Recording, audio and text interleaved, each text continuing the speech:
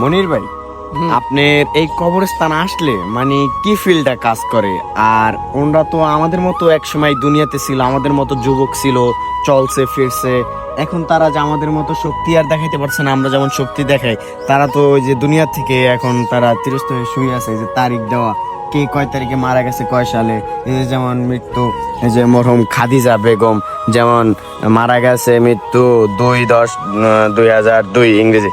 তাই যেমন আমরা তো একদিন চলে যাব, তো এই ক্ষেত্রে আমাদের কি করণীয় উচিত যে আমরা এই দুনিয়াতে থাকা অবস্থায় আমরা এই কাজটা করলে আমাদের জন্য আখিরাতের জন্য ভালো কিছু হবে? তো এটার ফয়সালা কি, এটার জন্য কিছু বলেন। ভাইয়া, এটার জন্য মূলত কবরস্থানে আসলে একটা অনুভূতি কাজ করে। দুনিয়ায় সবকিছু না, কারণ দুনিয়াতেই আমরা সবকিছু পেয়ে যাই এমন কিছু না। আখিরাত বলতে আমাদের একটা ব্যাপার আছে। আমরা যারা মুসলমান আছি তারা আখিরাত বলতে একটা শব্দ জানি বা বিশ্বাস করি, তা আমাদের বিশ্বাস করতে হবে। কারণ দুনিয়াতে যে যত জোর দেখাক বা যে যত মানুষের সাথে অনৈতিক করুক নৈতিক করুক, এইটা একমাত্র কবরস্থান আসলে বোঝা যায় যে আমার মরতে হবে। আর মানুষের ভিতরে ইমান থাকলে মানুষ এই অনৈতিকের ভিতরে যায় না। এই যে যে মারা গেছে, ধরেন মরহুম দুলাল মৃধা, উনিও একসময় আমাদের মতো যুবক ছিল, উনিও একসময় কোনো ক্ষমতাশীল মানুষ ছিল, তো উনিও আজকে এই যে 3.5 হাত মাটির ভিতরে শুয়ে আছে। একদিন আমারও যেতে হবে। যত ধন সম্পদ টাকা আমরা আয় রোজগার করি এবং আমরা দুর্নীতি করে আয় রোজগার করি, যাই করি, আমাদের সাথে কিন্তু টাকা পয়সা কিছুই যাবে না। আমাদের সর্বসঙ্গী হবে এই যে 3.5 হাত মাটি, অনলি 3.5 হাত মাটি। আমরা এই টাকা সম্পদ রেখে যাবো আমাদের ছেলে মেয়ে বা তাদের জন্য। তারা একটা সময় আমাদের ভুলে যাবে, আমাদের মনে রাখবে না।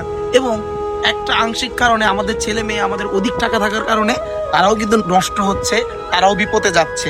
আমরা টাকা কামানোর সময় আমাদের ছেলে মেয়েদের সময় দিতে পারি না, সেই সময়টা তারা আউট অফ কন্ট্রোলে চলে যাচ্ছে। এইটাও কিন্তু একটা জিনিস ভাবতে হবে, আমার জন্য, আমার কারণে আমার ফ্যামিলির মানুষ আউট অফ কন্ট্রোল হচ্ছে। একটা বিষয় কি ভাই, কবরস্থানে আসলে এটাই মনে পড়ে যে দুনিয়ায় সব কিছু না, আখিরাত বলতে কিছু আছে। আখিরাত বলতে কোনো শব্দ আছে। আখিরাতে আমাদের জবাবদিহি করতে হবে আমরা দুনিয়াতে কি করছি।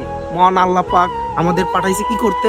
মহান আল্লাহ পাক পাঠাইছে আমাদের তার আমল এবং তার দেখানো পথে চলতে।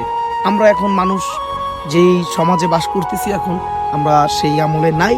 আমরা মনে করি দুনিয়াতে যত ভোগ বিলাসতা আছে সেটা করলেই হয়তো বা, কিন্তু এখন আর আগের মতো দেখা যায় না। ভাইয়া, আমার একটাই কথা, আমরা দুনিয়াতে আসি, দুনিয়াতে আমরা এমন কিছু করে যাই যে এইটা করলে আমার আখিরাতে একটা সম্পদ থাকবে। আমরা এমন একটা কাজ করলে মহান আল্লাহ পাক আখিরাতে সেই কারণে আমাকে মাফ করবে।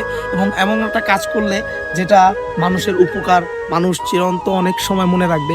আমি মারা গেল, মানুষ বলবে না ওই ভাইটা ভালো ছিল, মানুষ বলবে না উনি অনেক ভালো ছিল, উনি পরোপকারী মানুষ ছিল। এইটাই ভাইয়া, মানুষের সবচেয়ে মূল সম্পদ হলো কি জানেন? মানুষের ইমান। আমরা এখন আমাদের ইমানটা ধরে রাখতে চাই এবং সবচেয়ে বড় কথা, আখিরাতের জন্য কিছু গুছাই। আখিরাত ছাড়া আমাদের কোনো উপায় নাই। দুনিয়া স্বল্প সময়ের, দুনিয়া কিছু দিনের, দুনিয়ার এই মোহ করে আমরা আমাদের আখিরাত নষ্ট করবো না। ভাই, আমার এটাই মনে হয়, যেটা মনে হয় আমি বললাম। ভালো থাকবেন। আসসালামু আলাইকুম।